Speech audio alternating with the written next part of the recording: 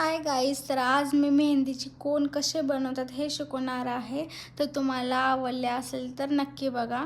तर अगोदर पेपर घ्यायचा, मग नंतर फोल्ड करायचा. फोल्ड केल्यानंतर त्याला कापायचा.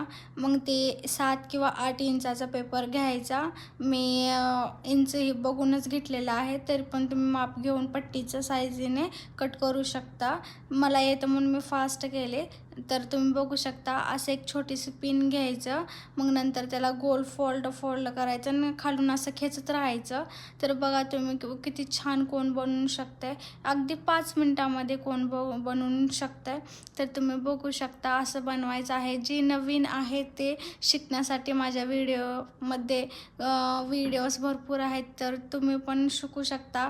मेहंदी म्हणा, कोन्स म्हणा. तर तुम्ही बघू शकता, मी एवढे मोठे कोन बनवले आहेत. तर तुम्ही बघू शकता, खूप छान कोन बनले आहेत. तर तुम्ही पण नक्की ट्राय करा. तुम्हाला कसे वाटतात कसे नाही कमेंटमध्ये नक्की सांगा. तर माझे व्हिडिओ पण बघत जावा मेहंदीचे, ती पण तुमच्यासाठी शिकण्यासाठी खूप छान आहे, जी नवीन आहेत ते.